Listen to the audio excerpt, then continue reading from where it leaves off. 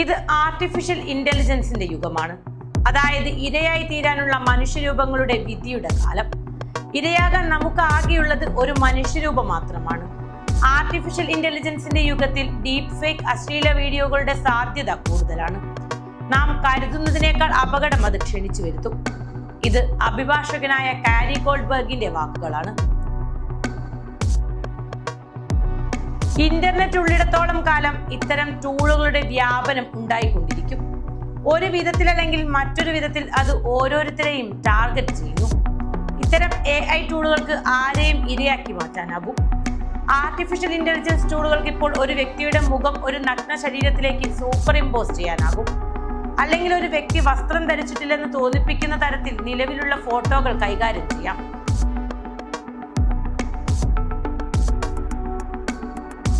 2017 ഇതേ പേരിലുള്ള ഒരു റെഡിറ്റ് ഉപയോക്താവ് ഡോക്ടറേറ്റഡ് പോൺ ക്ലിപ്പുകൾ സൈറ്റിൽ പോസ്റ്റ് ചെയ്തതോടെയാണ് ഡീപ് ഫേക്കുകൾ പിറന്നത്.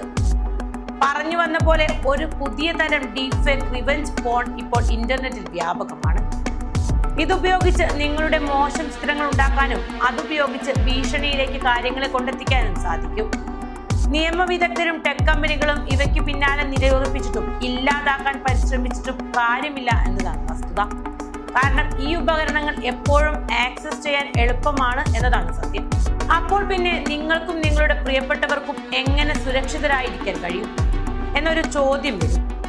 ഇതിനുള്ള ഉത്തരത്തിലേക്കാണ് നാം ഇനി കടക്കുന്നത്. ഡിജിറ്റൽ പീഡന കേസുകളിലും ലൈംഗിക കുറ്റകൃത്യങ്ങൾ സംബന്ധിച്ച കേസുകളിലും വിദഗ്ധനായ അഭിഭാഷകനായ കാരി ഗോൾഡ്ബർഗിന് ഈ വിഷയത്തിൽ ചില ഉത്തരങ്ങളുണ്ട്. കഴിഞ്ഞ വർഷം ടൈലർ സ്വിഫ്റ്റ്, അലക്സാൻഡ്രിയ ഒക്കാസിയോ-കോർട്ടസ് എന്നിവരെ പോലുള്ള പ്രമുഖ സ്ത്രീകൾ മുതൽ ഹൈസ്കൂൾ പെൺകുട്ടികൾ വരെ ഇത്തരം അശ്ലീല വീഡിയോകൾക്ക് ഇരയായിട്ടുണ്ട്. പ്രമുഖ സിനിമാ താരം രശ്മിക മന്ദാന ഡീപ് ഫേക്ക് വീഡിയോയ്ക്ക് ഇരയാക്കപ്പെട്ട വാർത്തയും നാം എല്ലാവരും കേട്ടതാണ്. കൊളംബിയൻ മോഡലിന്റെ ശരീരത്തിലാണ് രശ്മിക മന്ദാനയുടെ മുഖം ചേർത്ത് ഡീപ് ഫേക്ക് വീഡിയോ ഉണ്ടാക്കിയത്.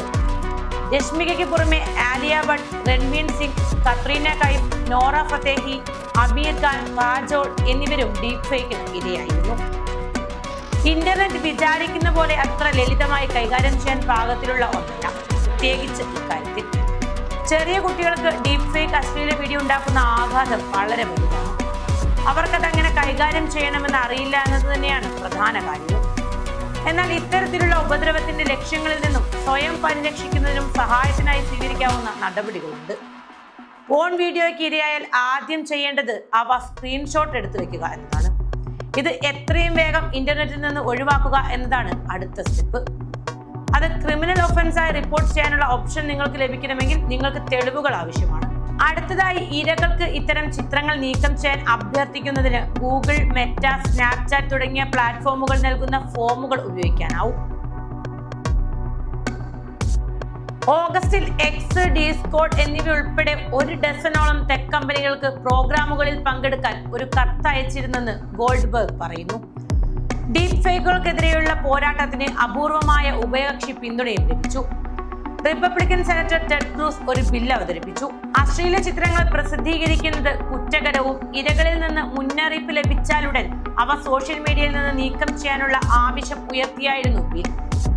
ഡെമോക്രാറ്റിക് സെനറ്റർ ആമി ക്ലോബുച്ചാറും മറ്റുള്ളവരും അതിനെ പിന്തുണച്ചിരുന്നു. എന്നാൽ എത്രയൊക്കെ ആയാലും പലപ്പോഴും ഓരോ സംസ്ഥാനത്തുമുള്ള നിയമപ്രശ്നങ്ങൾ ഇരയെ ബാധിക്കാറുണ്ടെന്നും ഗോൾഡ്ബർഗ് പറയുന്നു.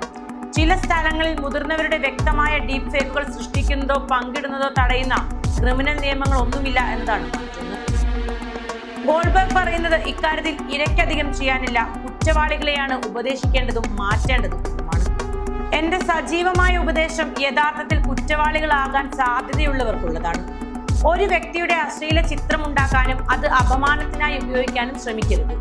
ഇത് തടയാൻ ഇരകൾക്ക് കാര്യമായി ഒന്നും ചെയ്യാനില്ല.